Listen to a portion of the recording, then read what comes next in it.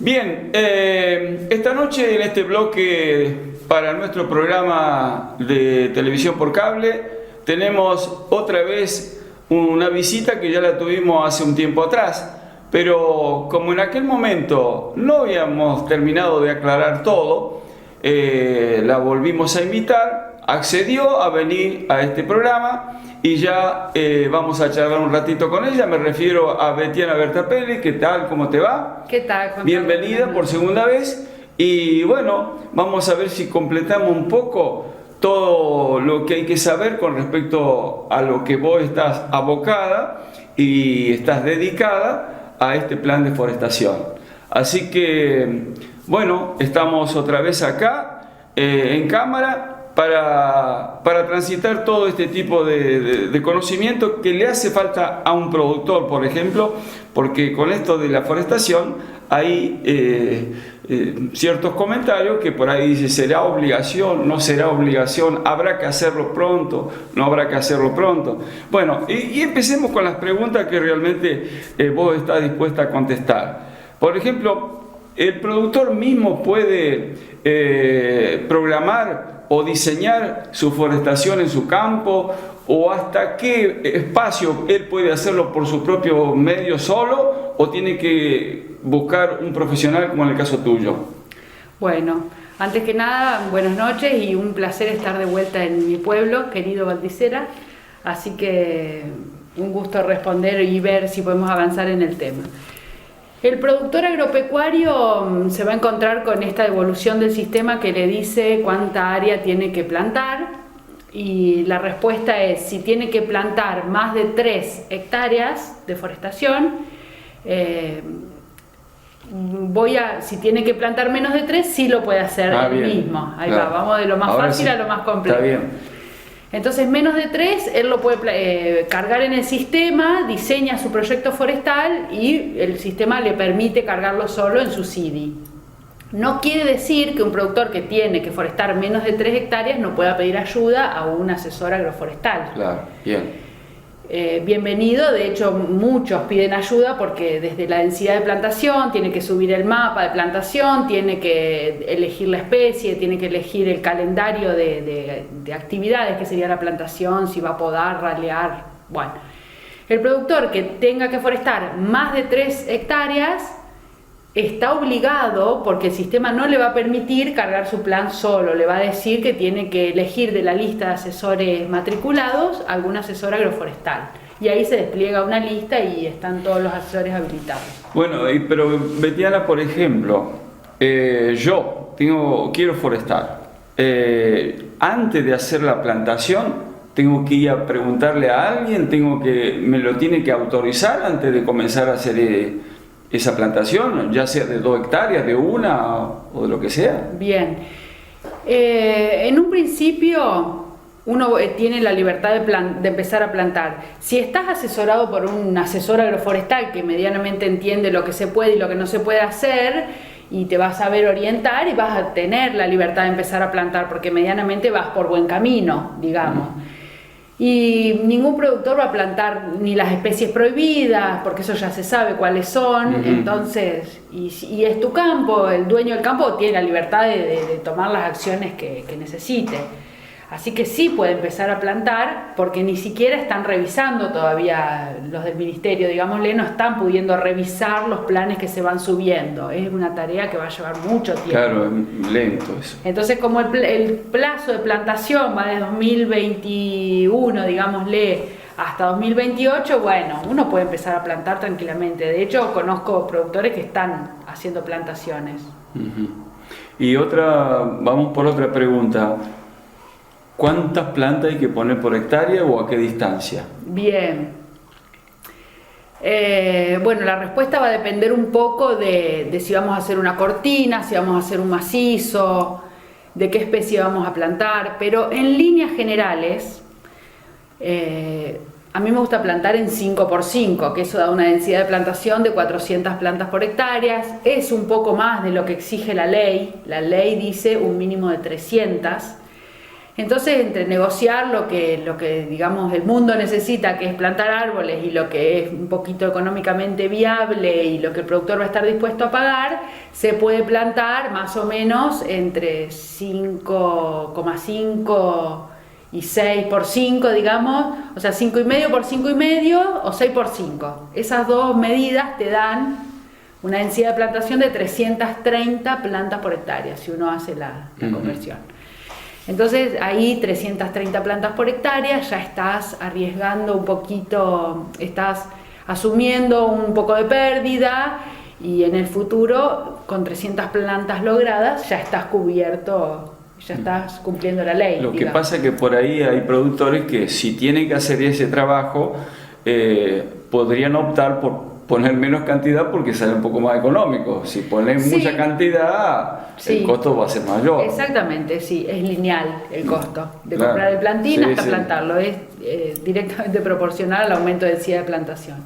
Cuando uno está pensando en una plantación maderable, tiene que acatar, o sea, es más rentable que acate la densidad de plantación. Es como pretender plantar un cultivo con menos planta porque sale más barato plantarlo, y no, porque después la rentabilidad no va a ser la misma. Y otra pregunta, Betiana, por ejemplo, yo dueño de campo, tengo que forestar, ¿tiene que ser un espacio cubierto, cuadrado, rectangular, o se puede lograr esa cantidad de planta, por ejemplo, haciendo un bulevar de doble fila o de 4 filas, y más o menos después se saca la superficie que está con árboles? Sí, perfecto. Se puede hacer, hay libertad de plantación, hay total libertad de plantación. Cuando uno va a diseñar una cortina, por ejemplo, o un bulevar, hay cuatro maneras de plantar, digamos, para el sistema. Uno que se llama macizo, que es un bloque cuadrado, triangular, rectangular. Otro que se llama cortina. Otro que se llama clausura, es cuando uno está en un área donde existe zona de monte nativo y se cierra este perímetro y se va regenerando. Y el cuarto es también tiene que ver con las especies nativas y las zonas de resguardo. No es nuestra zona no tenemos bosques nativos en pie, así que vamos por las cortinas o vamos por los macizos. Entonces, cuando uno planta cortina o planta bulevar, dice en el sistema, hace una cuenta equivalente, voy a plantar 1500 árboles, por ejemplo, dividido en 3 filas, en 4 filas, lo que sea, y eso uno hace la multiplicación de equivale a 300 plantas por hectárea, que es ese número que dio vuelta desde el origen de la declaración jurada, que uno decía, uno contaba las plantas y hacía la multiplicación y equivale a 300 plantas por hectárea. Eso llámale, cuando es una forestación fuera de macizo, sea bulevar, sea cortina. Cuando hablamos de macizo, no importa la densidad de plantación para el sistema, no importa, uno puede decir 300, 400, 500, 1000, lo que uno quiera, y el sistema lo que le importa es el área. Entonces ahí sí va a venir la foto satelital y va a decir esta área está cubierta con macizo. Uno cuando presenta el proyecto forestal dice voy a plantar esta área, por ejemplo vamos a redondear un bajo de desperdicio que no tiene costo de oportunidad agrícola, vamos a plantar el bajo mide tanto, planto tanto. Esas son las dos grandes... y vamos a usar un poquito la matemática. De acuerdo a lo que vos estás diciendo, y para que tenga claro el productor o el que está viendo este programa, tenemos que decir que aproximadamente por cada árbol más o menos cubre 25 metros cuadrados. Sí, 5 por 5, sí. Porque 25 metros cuadrados. Entonces, 10.000 metros cuadrados, que es una hectárea, dividido 25. Son 400. Claro, son 400. Ahí va la densidad de plantación. Clarísimo. Y si no, en 6 por 5 sería 10.000 dividido 30. Y está bien, pero 330. yo sabés por qué hago esta pregunta, Betiana, por el hecho de que si no hace algo macizo, como vos decís, que le llaman macizo a un bloque, a un lote, y lo hace por hilera, por bulevar o por, no sé, algún desperdicio que tenga el campo por algún bajo y lo quiera forestar allí, ahí no tendrían que hacer un cálculo por árbol, la parte cubierta, para ver si llega a a la necesidad de tener que forestar lo que le está pidiendo la ley. Claro, sí, exactamente. La herramienta más fácil para llegar a ese número es con el Google, con el satélite Google Maps. Uno mide el área y ya sabe lo que tiene que plantar, mide largo por ancho y ya está la superficie a plantar, dividido la densidad que uno quiere, sabe cuántos árboles tiene que comprar. Lo que pasa es que eso es un camino difícil, pero bueno. Es un camino difícil, no es imposible. No, claro. Pero hay herramientas para lograrlo, son secretos. Y Betiana, otra cosa, vamos por los lotes que están lindantes al pueblo. Bien. ¿Cómo se maneja eso? Bien. Porque se habla de cortinas. Sí, se habla de cortinas. No está escrito en la ley que sea obligación plantar una cortina periurbana, pero uno en las charlas, cuando interactuamos con los del ministerio, nos dicen, cuando vos tengas que trabajar en un lote contra el pueblo, y hacer una cortina porque si no, no te vamos a aprobar el plan. Entonces, es una manera de proteger a la población del trabajo que se hace en el campo, y es una manera también sí, proteger, porque uno al proteger la cortina protege los vientos. Hay toda una ley atrás de las aplicaciones de agroquímicos que se cumple bastante bien en nuestra provincia. Pero bueno, si uno planta una barrera forestal, es bien visible que uno con los agroquímicos no va a ir hacia el pueblo, va a ir hacia el otro lado. Entonces dejar a la población tranquila que está la barrera forestal que protege al pueblo. Contra Bueno. las escuelas rurales, el mismo principio. Forestar contra las escuelas rurales. Aquel vecino que tenga un campo cerquita de la escuela rural, forestar cortina triple hilera. Eso sí lo van a mirar el satélite y van a decir, falta la cortina acá.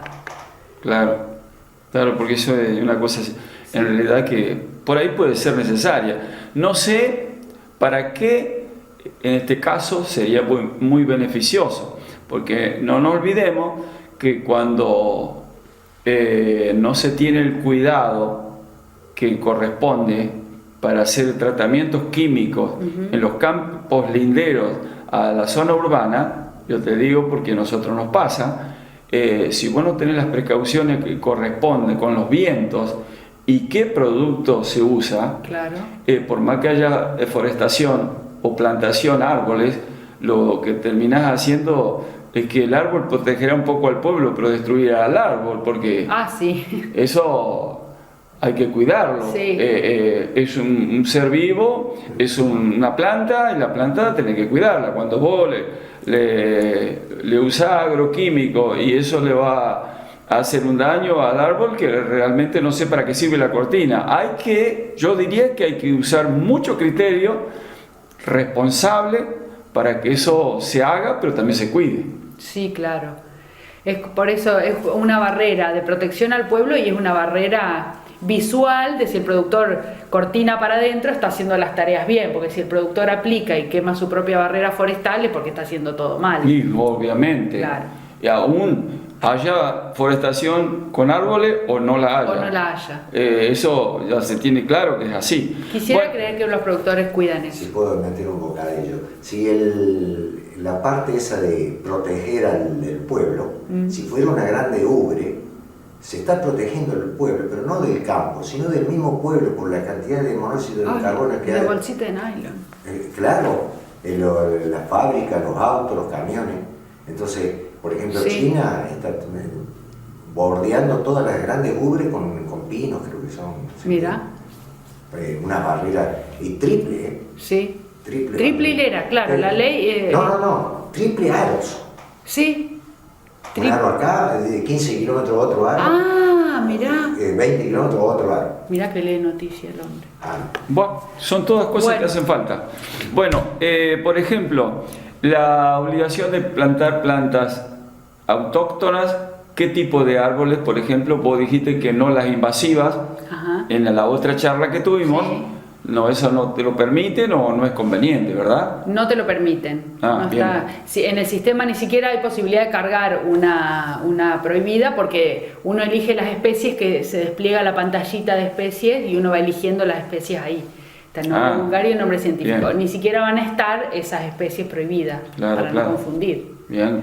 Bueno, y respecto de la obligación de plantar nativas o no, el sistema no obliga a plantar nativas. Es muy conveniente plantar nativas porque por la biodiversidad, por restaurar un poquito el ecosistema natural que tenemos, porque atraen pájaros, porque atraen polinizadores, porque benefician a las abejas, porque además son rústicas, resistentes, no es que toleran agroquímicos, ninguna planta tolera agroquímicos, claro. pero son más duras, como son hojas coriáceas, son duras, tienen ceras, no son espinosas.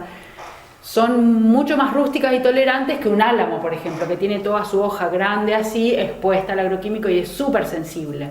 Entonces, lo bueno de la nativa es todo esto que mencionamos, su rusticidad y su relación con los otros actores de la naturaleza, digámosle, con los animales y con la fauna.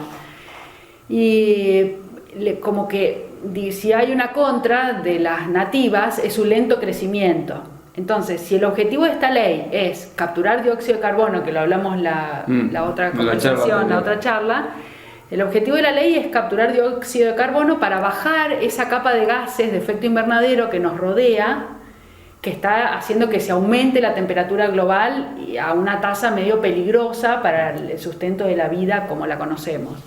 Entonces hay que lograr disminuir el aumento de la temperatura global. Para disminuir eso hay que disminuir la capa de efecto invernadero, la capa de gases. ¿Quién captura los gases? Los árboles con la fotosíntesis. Traen el dióxido de carbono, con el agua y los nutrientes que absorben de la raíz, generan los fotoasimilados que se llaman. Esos fotoasimilados son su biomasa, la biomasa del árbol, son hojas y tallo. Entonces, ¿qué sería el árbol? Un reservorio de carbono. Ese reservorio de carbono, mientras más rápido fije el dióxido de carbono, más rápido hace su efecto benéfico de reducir la capa de efecto invernadero. Entonces necesitamos las nativas por sus beneficios y necesitamos los árboles de rápido crecimiento por esto de capturar el carbono de manera más rápida. Por ejemplo, en nuestra zona un árbol introducido es el eucaliptus, que viene de Australia, y en nuestra zona con nuestros suelos y nuestro régimen hídrico logran unas tasas de crecimiento muchísimo mayores que en sus zonas de origen. Crecen para decirte un número, 27 metros cúbicos por hectárea año, por ejemplo, contra una nativa que en nuestra zona no hay mucha experiencia de algarrobo, pero estamos entre 1 y 5 metros cúbicos por hectárea año. Y entre medio del eucalipto y las nativas tenemos los ritmos de crecimiento buenos de pino, de álamo, de sauce. Entonces, si yo quiero capturar carbono, que es el objetivo para bajar el calentamiento global, y está bueno plantar eucaliptus, que son árboles que ya parecen cucos, que todo el mundo los enterró.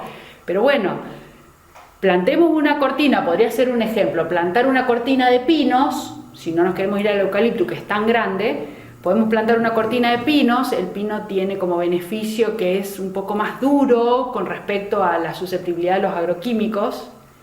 Claro. Como tiene hoja fina, bueno, es bastante más resistente.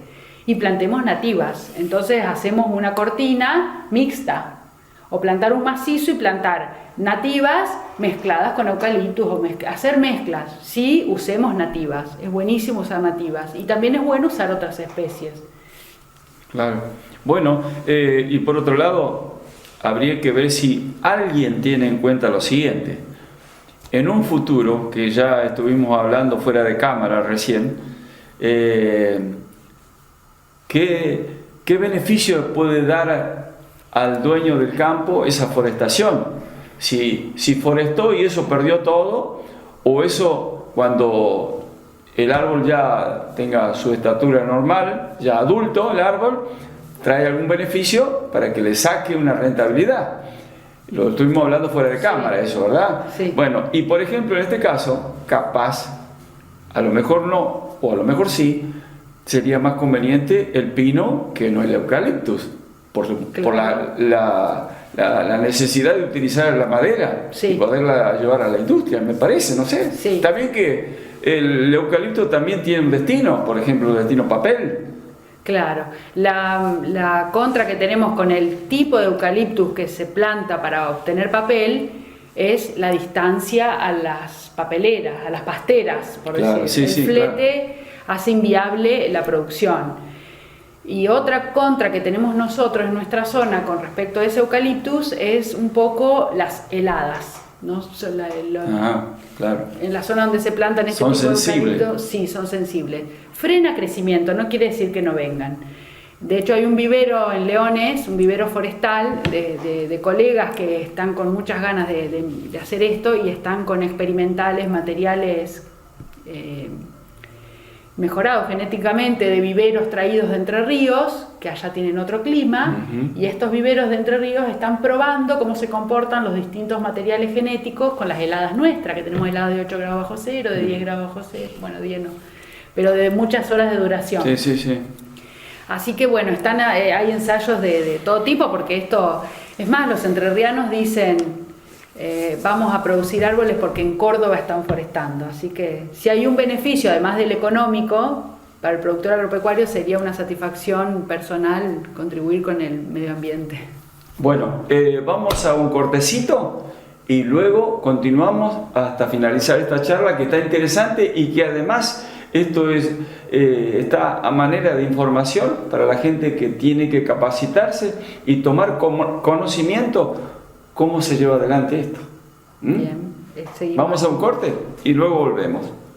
Bueno, continuamos, reanudamos esta entrevista con Betiana, que está interesante, y vamos a hacerle la siguiente pregunta. Betiana, para aquella persona que quiere forestar, por ejemplo, ¿a dónde tiene que recurrir? ¿A dónde conseguir esos plantines o la variedad que quiera implantar en su campo? Bien.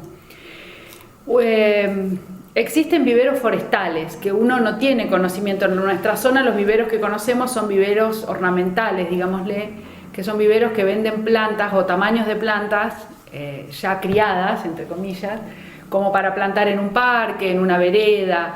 Bueno, esos viveros son viveros ornamentales, como le digo, tienen unos costos y un flete, una logística que está enfocada en otra dirección. Nosotros tenemos que ir a recurrir a los viveros forestales. Los viveros forestales producen en masa, en grandes cantidades, plantines forestales. Claro, o sea, perdóname te corto, vos insinuás que uno debe ir a esos viveros forestales porque sería más reducido el costo, ¿verdad? Claro. Por cada plantita. Sí, no tiene comparación el costo, no tiene comparación el tamaño de la planta de un vivero ornamental con un vivero forestal. Bien. Están enfocados en distintos mercados, digamos. Sí, está bien, claro. El vivero forestal, por ejemplo, te venden en una bandeja los plantines de pino, que son de 30 centímetros de alto, y hay una cosa muy importante cuando uno compra un plantín forestal, que es la relación parte aérea y raíz.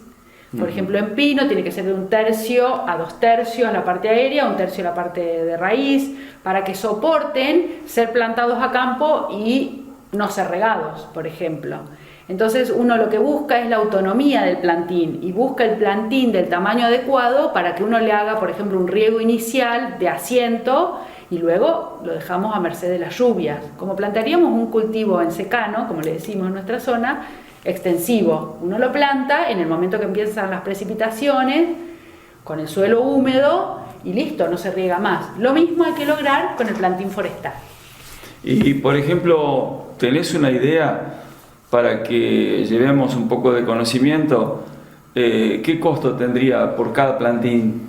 Bien, el costo del plantín va a depender de la especie o por ejemplo, las nativas. Hay viveros cercanos, Parque Tau de Belleville, que genera plantines de nativas. Hay viveros en Córdoba, ahí ya tenemos una diferencia de flete. Pero sacando el flete de lado, el plantín forestal tiene que valer entre 100 y 250 pesos, depende del tamaño, no más que eso. Cuando uno empieza a multiplicar por hectárea, los números son de 100 a 250, ya es un montón el cambio, claro. Cuando uno multiplica por 300, por ejemplo. Y la otra cosa son las estacas de sauces o álamos, que también se compran en viveros donde uno compra un material conocido. También se puede plantar el sauce que cada uno tiene en su campo y repicarlo tranquilamente, sin costo. Solo el sauce que tengo lo trozo y lo planto. Hay una relación de plantación que es un poquito más fácil de lograr, que también nos independiza el riego, que es plantar una estaca de sauce de 1,5 centímetros de diámetro, enterramos 40-50 centímetros esa estaca y dejamos solamente una estaquita aérea de 30 centímetros. Es totalmente distinto de lo que venimos haciendo. Cuando uno planta Claro. 1, 2, 3, 10 sauces en el campo, los planta grandes, los riega, bárbaro. Cuando uno planta en superficies grandes, hay que cuidar esa relación para independizarnos del riego. El primer año voy a tener raíces, no voy a tener parte aérea. El segundo año voy a tener el sauce un poco más conducido, más. Y eso también estará, El sauce se vende por metro. Es una planta, si se quiere, rápida. Sí, es una planta rápida. El sauce es una planta rápida. Y es amiga de nuestros bajos, así que bienvenido al Claro, sauce sí, para sí. aprovechar los bajos. Y hay materiales genéticos de sauce que el INTA los está probando y los está recomendando, que son sauces con tolerancia a salinidad. No cualquier sauce es tolerante a la salinidad y no cualquier sauce es tolerante a nuestras heladas. Lo mismo, uno va al delta a buscar sauces y los que plantan acá se pueden llegar a helar. Entonces hay que plantar, y tenemos un sauce nativo también, que es el sauce criollo. Bueno, difícil de conseguir material genético del sauce criollo, pero también está esa posibilidad, hay que buscarlo. Y bueno, Betiana, y otra cosa, la mejor época es ahora, ¿verdad?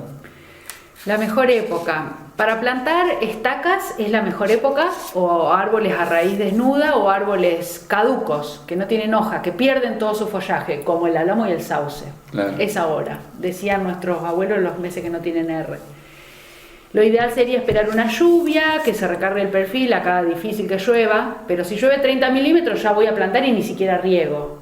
Por ejemplo, una y ya estaca de porque sauce. viene la época... Viene claro, la época de lluvia, ¿cómo? cuando broten.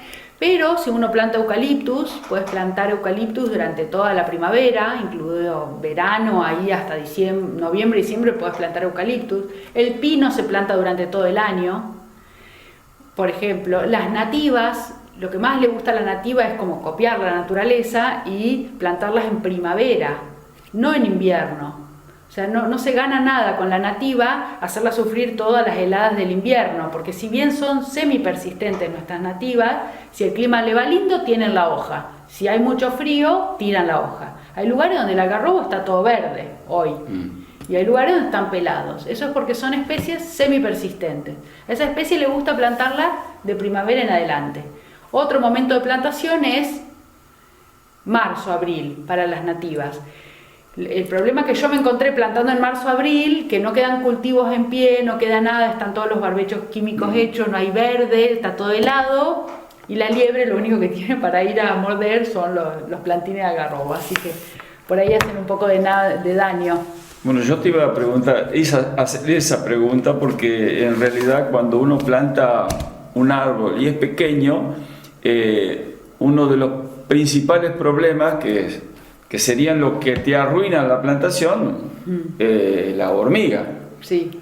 Ahora, vos me acabas de decir que, por ejemplo, que yo, claro, no lo pensaba porque no es lo mismo plantar un árbol alto, una estaca, por ejemplo, como le llamás, y vos me hablabas de que el gran peligro de eso, de la implantación sobre esos pequeños plantines son las liebres. Sí, es claro. algo increíble eso. Es increíble. Cuando uno se aleja del pueblo, hay más cantidad de liebres, pero bueno, estoy probando un repelente de liebres que es algo poco nocivo, porque no hay estrategias para la liebre. Ir a poner plástico, ir a poner una botella, cuando uno piensa en gran escala de plantación, eso ya se torna inviable, Claro, imposible. sí, sí. Bueno, hay que buscar otros métodos. Una es esperar las lluvias, esperar la plantación de los cultivos de verano y luego empezar a plantar, cuando ya hay mucho verde, hay para elegir, entonces, por eso digo, copiar la naturaleza. Una vez que llueve, que brota todo, ahí vamos a plantar. El algarrobo se va a agarrar impresionantemente rápido ahí, y que va a correr menos riesgo. Y si viene la liebre y come un algarrobo, el algarrobo tiene una facilidad de rebrote hermosa y va a rebrotar un algarrobo. Las nativas la van a pelear a la liebre, no hay ningún problema. Con la hormiga uno puede dejar una cobertura de algún producto puesto, de residualidad que está permitido aplicar. Y bueno, otro enemigo son las loras también, que van y le comen una punta, no pasa nada, no van a destruir una plantación las loras. Y bueno. Sí, pero bueno, son hay- cosas que uno no las tenía en el imaginario. Pero que no por ahí ocurren. hay que tenerlo en conocimiento porque, Sí. pero cuando vos gastás o haces una inversión muy importante, tenés que manejarte con cierto Sí. cuidado porque te arruinan las plantas y tenés que volverlas a poner. Sí. Eso uno tiene que tenerlo en cuenta. Bueno, Betiana, no sé si quedará algo más por aclarar. Hemos hablado bastante con respecto al propósito que vos viniste acá, y espero de que a los televidentes que miren este programa les sirva para tener una idea cómo se haría este trabajo, si hay que hacerlo o en realidad sí hay que hacerlo. Se verá cómo y cuándo, ¿no? Tomar la decisión. Sí. Yo lo que puedo aportar de mi parte es que no duden en llamar, de consultar, porque hay como estrategias para lograr esto, que es difícil, no es imposible, pero es difícil, y ir a plantar y fracasar, que no nos haga bajar los brazos. Entonces, ya que hay herramientas, usémoslas, ya que hay conocimiento, aprovechémoslo. Y yo digo que si no somos los productores agropecuarios, ¿quiénes vamos a lograr plantar toda esta área, esta masa de plantación?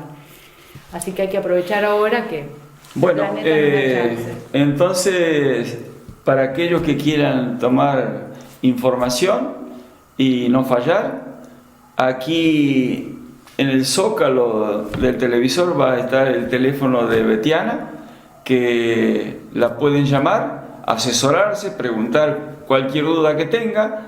Ella está dedicada a esto y va a recibir el productor o aquel que tenga una duda la mejor información y la más precisa.